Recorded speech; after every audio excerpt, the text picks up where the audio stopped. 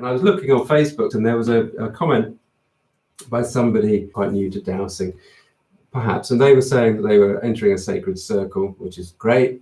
As they entered, the rods opened up, I believe, or crossed, one of the two. They responded, and then obviously when they left the circle, they did the opposite. So fundamentally, what they were finding as they were walking across was that the rods responding at the barrier, and they changed. But the person was asking, well, why? Anybody else found that?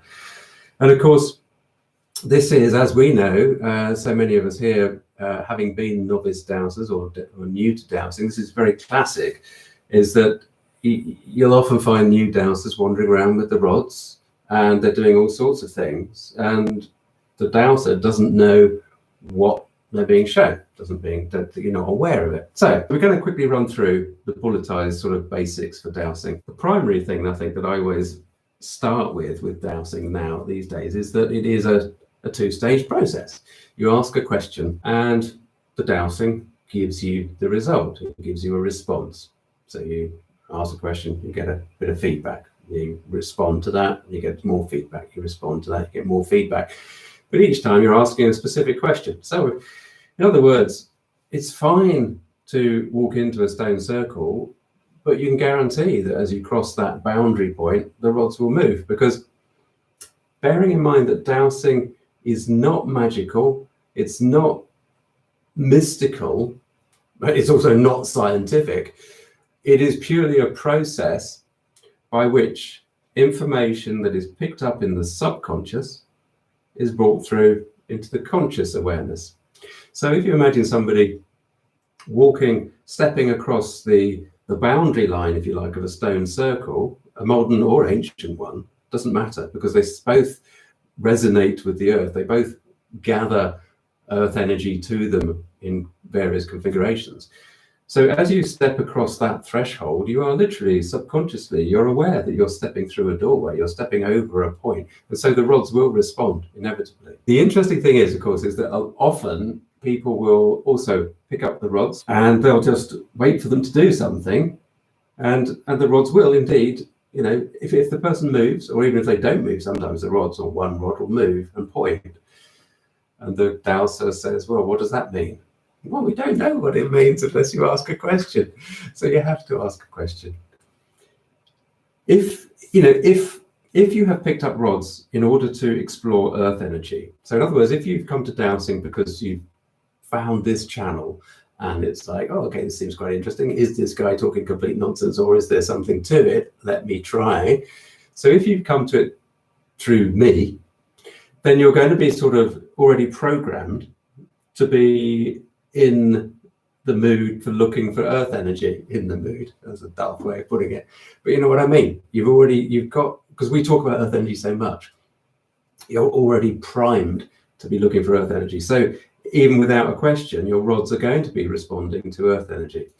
Now, that's on the subconscious side of things. There's also the spiritual side of things, which we would explain exactly the same process, but in connection to our higher self or the management, we would be saying that, well, the management knows why you're picking up the rods and what you're going to look for, and where the management's interaction can take you. Management being, for those that aren't used to the phrase, spirit, those guardian angels and all of those beings, those personalities that exist in the other side of the veil, or on this side, depending on your sort of point of view.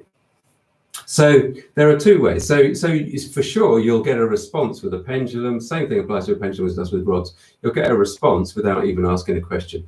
But the way to make use of dowsing and to step on with the practical process is to always ask a question, know very, very specifically what it is that you're asking about. And if you're looking for something specific, if you're looking for a lost TV remote control, let's take it into the real mundane, then really picture that one that you've lost and ask where it is now. Right? We won't get into looking for lost objects specifically, but what it's about, what dowsing is about focusing and allowing yourself to settle into the space which ordinarily you would be experiencing meditation, for example. And so again, you regulars know that I go on about, yes, please meditate, meditate, because that gives you the foundation from which to grow all of your dowsing accuracy. Okay, doorways, right? Doorways. If you walk around the house and you're not asking the question specifically, then you'll always get some kind of response at a doorway, because doorways are symbolically incredibly important and significant, because quite apart from anything else, when you pick up the dowsing rods and you even start to look for anything that you're not familiar with, if spirit is working through you or working and connecting to you through your subconscious, then you're opening a doorway in that process of just picking up those rods or picking up that pendulum. Okay, so doorways are symbolic, like everything else in the physical realm is symbolic. Doorways are symbolic of openings and opportunities and decision points, right? Usually the dowsing rods will close for a yes and open for a no response. So you're asking the question, am I sitting down? And so if I was holding rods, it'd be yes, they would be yes. If I was standing up, then it would be, obviously they would open for a no. Can you see that? Right. So they click close for a yes, open for a no. When you're learning, quite often what happens is that one of them just kind of nudges one way, and this one might stay the same, might stay where it is, right? So you might get this kind of response, right? This one might kind of go a little bit, or this one might kind of go a little bit. Doesn't matter. What they're trying to do is to move gently inwards, and the more you practice, the more they will freely respond and move around. You sometimes find that people get that for a yes, right? And that for a no. Now that's okay. I mean, obviously it's contrary to what most people find, but it doesn't matter. It's rather like saying, well, if you're left-handed, that's wrong, that's bad. It doesn't matter. If somebody's, if that's the response, it doesn't matter. The important thing is that you, as the individual dowser, are familiar with the way that your rods respond, so that you start to get the basic technique going and you build your own confidence, okay? Coming back to the basics of dowsing, I just want to repeat that there's nothing mystical or magical about it. It's not mysterious. There's a very popular video I made with dowsing. It's not mysterious. Well, it's not mysterious. It is the subconscious working through and pulling information through. Having said that, I do firmly believe that the way that I'm working with it and working on people's houses, for example, or tuning into the spiritual personalities that we can find in spirit, the dowsing that I do is very much a spirit-based dowsing. It's a spirit-based process. I described it recently to somebody as like picking up the keys to get in a car. The dowsing to me really, or using a pendulum, is more about switching on the connection than it is about actually looking at what this is doing. For you that are beginning, for learning, a pendulum that is swinging clockwise is usually a yes. I'll just reset that, so that's now in a search position. And for a no, it's usually the opposite way around. I do advise beginners to regularly check with their crystal pendulums, in particular, what that crystal pendulum is deciding to do on that day, or even that dowsing session, because crystals do kind of they can chop and change. More so, it seems, than some other types of pendulum. So a metal pendulum or a wooden pendulum might not be so prone to changing.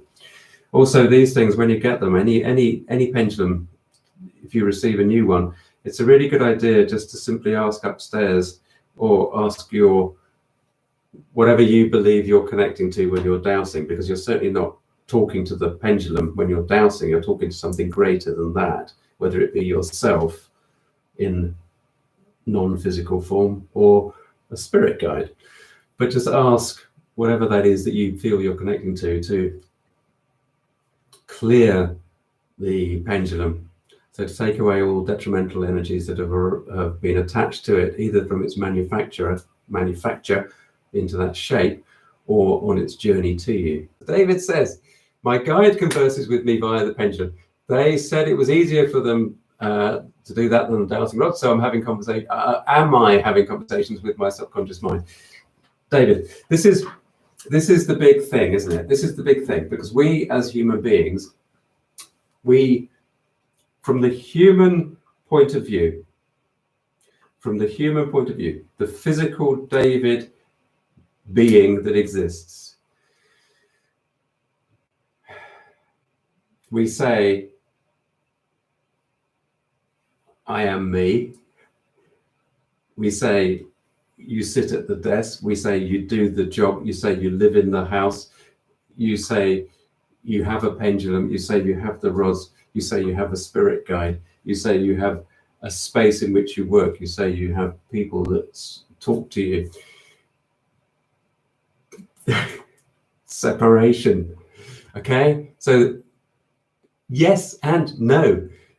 Your guides are you. You are your guides. That's the human level. Look at it from the spiritual level. The spiritual level is that point where we're all connected and everything is one.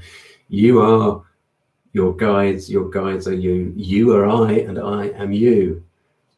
At the spiritual level. And the physical day-to-day level, separate. Do you want to talk about it being spirit guides? Do you want to talk about it being your subconscious? The fact is that your spirit guides are communicating through your subconscious to you, right? Your subconscious or your unconscious, I get mixed up with the definitions, because I mean, obviously, if you're unconscious, you're not aware of anything. But then I think Bruce Lipton uses the term unconscious to mean subconscious.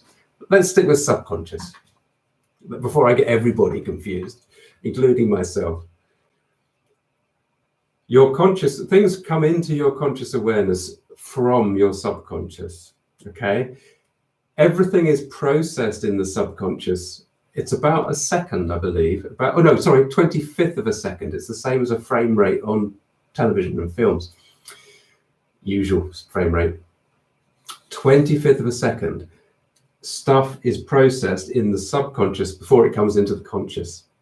So everything that you experience has come from the subconscious. So as you're dowsing and talking to your guides and they are giving you information, your subconscious is picking it all up and chucking out these messages into your conscious mind to be aware of 1/25th of a second later than it processed it in the subconscious. And this is why the brain, which is the conscious modem, is the modem that picks up the information and translates it into conscious action. This is a filter. This filters out the vast majority of information that the subconscious processes and deals with. The brain doesn't let through to the conscious. Okay? So there's all sorts of stuff. Not D'Souza. I always call him D'Souza because I had a friend called D'Souza. Dispenza. Joe Dispenza, Dr. Joe Dispenza, has some really good stuff on YouTube about the conscious and unconscious minds. I want to keep the dowsing as grounded as possible. Yeah, we can go and explore all sorts of amazing things, but we can also, with dowsing, especially if we're not used to doing it, we can get completely led up the garden path. So I want to make sure that we are all kind of got our heads straight on what dowsing is and dowsing isn't, right? Because it's not it's not a game. We know that. But B, let's not get too carried away with it straight away. And I always, as you know, tend to start from the most common sense and grounded viewpoints first before we move into the more woo-woo, because you can go way down the woo-woo path, which is great. There's some really interesting things that allow you to really explore reality. But first of all, you want to get those foundations in place. And also, don't forget, folks, I will say it now, don't forget to do your psychic protection before you start dowsing, especially if you're going to start doing the spiritual dowsing. So, and then Craig asks, also, when using dowsing to communicate with spirit, as I did with Jane, how do you start the relationship? What key questions do you ask? And Craig says, I've had trouble starting. I would suggest, Craig, that what you do is you actually, again, go to the basics, do the protection, and find the most powerful power center in your house. Okay, start with that. And then meditate with that power center for a few days, even a week, 10 days. And allow yourself just to really chill, to really relax into the feeling of sitting and being at peace and being still, allowing your mind to settle. If you are at all experienced with meditating, then you know that feeling of dropping into the space. If you're new to meditating, then you're going to have to spend a bit of time to really try to get that to a basic level. And I am, only asking and suggesting a basic level. There's no need to try and spend hours a day meditating. Just go for start with 10 minutes, build up to 20 minutes, and 20 minutes a day is perfectly adequate. But what I'm interested in is enabling you to just really sit and feel and become familiar with the feeling of sitting in that one particular power center, earth energy power center. And then what will happen is that you'll get a feeling, and if you're searching for the guide or for the presence, for the spirit energy that is within your home as a personality, then you'll start to get a feeling and start to get an impression of him or her. And you can simply ask, then you can ask some questions about, are they present? Do they have a name? I mean, guides typically don't like giving names, but these days they kind of get used to the fact that we always ask them for one. So that's what I would suggest. It's not about what key questions, it's about just sitting and allowing your feeling side. And it may be that you're very logically orientated, Craig, but you've got to just allow some of your feeling side, your emotional side to come into your dowsing. Okay, does that make sense?